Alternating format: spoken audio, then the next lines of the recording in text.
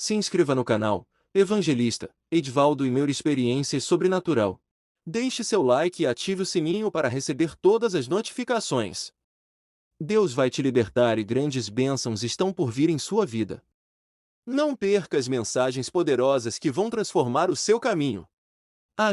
Experiência enviada pela missionaria Débora. O fogo na purificação da alma e aperfeiçoamento do espírito. Como vimos anteriormente, o fogo não serve apenas para o juízo, mas também para a purificação da alma.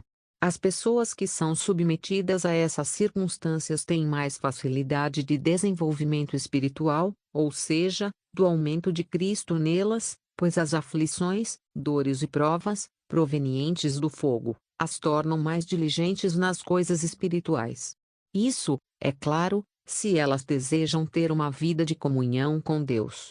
Na luta para se manterem firmes na presença dele, por meio de jejuns, orações, renúncias e meditação da palavra, os filhos de Deus começam a desenvolver e aumentar as virtudes do Senhor em sua vida, como o leitor viu anteriormente. Somente aqueles que passaram pela purificação do fogo têm seus corações aperfeiçoados e completos, sem que lhes falte virtude alguma. A Escritura Sagrada não esconde essa realidade. Está escrito: meus amados irmãos, considerai motivo de júbilo o fato de passardes por diversas provações. Porquanto sabeis que a prova da vossa fé produz ainda mais perseverança. E a perseverança deve ter plena ação, a fim de que sejais aperfeiçoados e completos, sem que vos falte virtude alguma. Tiago 1:2-4, KJA. Aqui, o apóstolo São Tiago nos faz compreender que a provação, que também pode ser vista como fogo, é um dos meios usados por Deus para o amadurecimento espiritual. E esse fogo não é usado apenas para restaurar causas nos tribunais celestiais, nem somente para criar um ambiente onde, pela perseverança, desenvolvemos as virtudes de Deus em nós, mas também serve para purificar a nossa alma. A Escritura Sagrada também não nos esconde essa doce realidade. O profeta Isaías escreveu: eu fiz vocês passarem pelo fogo do sofrimento para deixá-los puros, como a prata é purificada na fornalha. Isaías 48:10, NBV, noutra versão, King James atualizada, está escrito: eis que eu mesmo te refinei, todavia, não como a prata, eu te provei na fornalha da aflição. Isaías 48:10, KJA. O rei Salomão também escreveu: as marcas e os ferimentos eliminam o mal, as provações e os açoites purificam as profundezas da alma. Provérbios 20:30, KJA. É no fogo do juízo que Deus restaura casos nos tribunais invisíveis. É no fogo da provação que Deus cria um ambiente adequado para o amadurecimento espiritual, aperfeiçoando em nós todas as virtudes do seu espírito. E, por fim, é no mesmo fogo da provação que ele purifica as profundezas da nossa alma. O anjo enviado para conceder entendimento ao profeta Daniel deixou bem claro que a provação, entre muitas outras coisas, é um dos meios mais eficazes de purificação e aperfeiçoamento dos filhos de Deus. Fora do fogo do juízo, é o fogo do sofrimento por meio da provação que torna o ser humano puro e aperfeiçoado.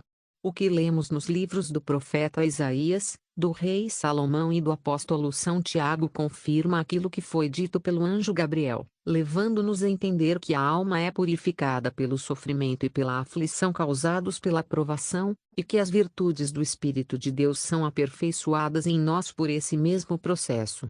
O anjo disse: muitos serão colocados à prova, e assim serão joeirados, purificados e aperfeiçoados. Daniel 12:10, KJA. O deserto, nas Escrituras, é símbolo de fogo. É o lugar onde Deus, ao nos tirar do Egito, símbolo do sistema mundano em trevas, nos leva ao deserto, o fogo de Deus, para nos qualificar para a terra prometida, o reino dos céus. O deserto é lugar de provações e sacrifícios espirituais. Quando Deus te leva até lá, Ele espera essas atitudes. Vemos isso claramente na vida do seu Filho, nosso Senhor Jesus Cristo. Ele foi conduzido ao deserto e ali permaneceu em sacrifícios espirituais por 40 dias e 40 noites, ver Mateus 4. É isso que Deus espera de todo filho seu quando este estiver passando pelo processo do fogo. Quando falamos dessas coisas, se analisarmos bem, veremos que é necessário que haja a cooperação entre o cristão e o Espírito Santo. Enquanto o cristão ora, o Espírito Santo descarrega o seu poder no espírito do cristão, enquanto jejua, Deus concede crescimento espiritual, ou seja, o aumento das virtudes do Espírito Santo. Por meio das provações, essas virtudes são aperfeiçoadas e completadas, sem que falte fruto algum que não tenha amadurecido.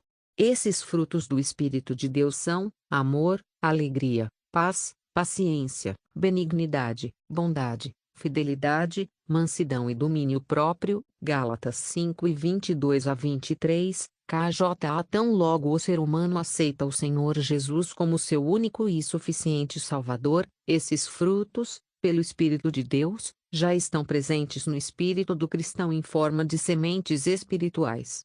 No entanto, é necessário que cresçam e amadureçam. Esse crescimento e amadurecimento espiritual ocorrem progressivamente, por meio da prática da oração e do jejum, principalmente. A oração mantém o crente ligado à fonte da vida, enquanto o jejum enfraquece a carne e fortalece o espírito. Através do jejum, a impureza na alma é destruída, tornando-a mais sensível às coisas de Deus. À medida que o cristão se entrega a esses exercícios espirituais, seu espírito é fortalecido e os frutos espirituais vão sendo formados, amadurecendo com o tempo, até que se tornem visíveis em seu caráter e ações. Além disso, as provações têm um papel fundamental nesse processo, elas trabalham para o aperfeiçoamento desses frutos. O caráter do cristão é moldado e aperfeiçoado nas dificuldades, como o ouro é refinado no fogo. Para alcançar a pureza da alma, é necessário que o cristão seja fiel e perseverante nos dias de aflição. Enquanto ele permanece firme, o Espírito Santo transforma o seu caráter, dando-lhe, como São Paulo escreveu, um caráter aprovado diante de Deus. E o caráter aprovado produz confiança, e a confiança não nos decepciona, porque Deus derramou o seu amor em nossos corações, por meio do Espírito Santo que Ele mesmo nos concedeu. Mesmo quando oramos e o Espírito gera em nós o seu poder, esse poder é aperfeiçoado por meio das tribulações. São Paulo foi atormentado por um mensageiro de Satanás, e a finalidade disso era justamente que, por meio da aflição imposta, o poder de Deus pudesse ser aperfeiçoado nele. Mais abaixo o leitor compreenderá isso melhor. Em suma, fazer exercícios espirituais e suportar com fidelidade e perseverança o dia mau são meios pelos quais Deus trabalha no cristão. O cristão que vive uma vida de oração, jejum e renúncia, e que passa diversas vezes pelo fogo da provação, esse tem maiores chances de alcançar o aperfeiçoamento espiritual. Não foi à toa que os líderes da igreja primitiva nos ensinaram a considerar como motivo de grande alegria o fato de passarmos por provações. Eles entenderam o resultado final desses sofrimentos. São Tiago escreveu: Meus amados irmãos, considerai motivo de júbilo o fato de passardes por diversas provações. Tiago 1:2, KJA. Entretanto, a igreja dos tempos modernos tem sido doutrinada de maneira errada. Os mestres da era atual ensinaram que em Cristo não há sofrimento, e isso gerou crentes fracos, sem resistência aos dias maus. Essa falta de preparo espiritual tem gerado muitos líderes sem caráter aprovado e sem as virtudes do Espírito Santo, pois nunca passaram pelo deserto, pela disciplina ou pelas dores do processo de maturação. A igreja está extremamente sensível às coisas do mundo porque ainda não alcançou sensibilidade espiritual. Muitos cristãos não cresceram espiritualmente a ponto de transformar os seus membros físicos em ferramentas espirituais. As Escrituras nos ensinam que o corpo deve ser apresentado como instrumento de justiça, e isso só é possível quando o espírito está fortalecido, e a alma, purificada. Hoje, o que se vê são igrejas com muita atividade física, emocional e carnal, mas com pouca realidade espiritual. Os dons são buscados, mas os frutos são ignorados. Há muitos que operam sinais, mas poucos têm caráter. Essa geração precisa voltar ao fundamento: jejum, oração, provações e cooperação com o Espírito Santo, para que se formem crentes verdadeiramente maduros, espirituais e aprovados diante de Deus. Deus sabe por que permitiu essa aflição fazer parte da sua vida. Foi Ele quem, de antemão, permitiu que seu povo, Israel, fosse dominado por Faraó. E foi também Ele quem desceu pessoalmente para libertá-lo do domínio egípcio.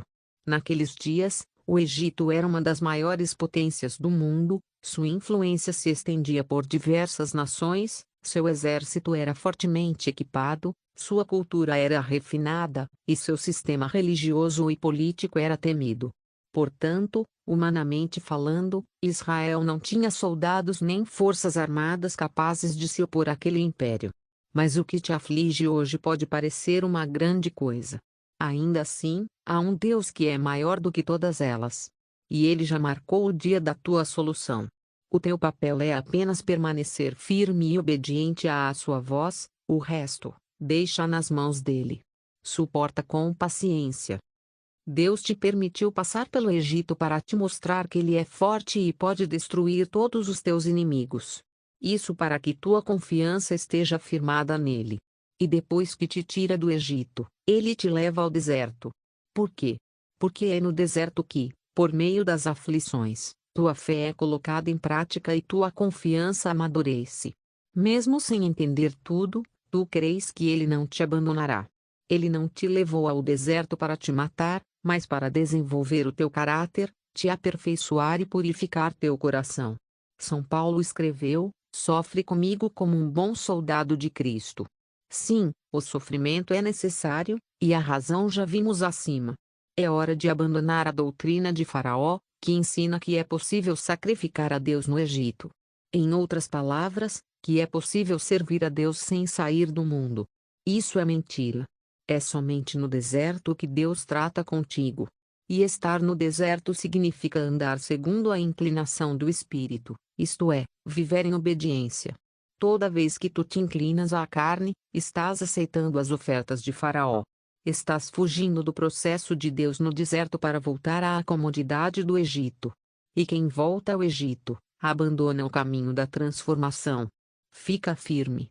Deus está contigo no deserto como nuvem durante o dia e coluna durante a noite. No deserto não é sobre o que você deseja, mas sim sobre o que você precisa. Não é sobre desejo, é sobre necessidade. Portanto, queridos irmãos, saibam que aqueles que enfrentam muitas lutas e dificuldades em sua vida têm, na verdade, uma oportunidade maior de alcançar tudo o que foi mencionado acima. À medida que os sintomas do fogo de Deus se manifestam, eles não se rendem à situação difícil, mas perseveram e buscam socorro em Deus. E aqueles que perseveram por muito tempo acabam por compreender que somente em Deus estarão seguros. Esse entendimento os conduzirá automaticamente a uma vida de santidade profunda e total entrega.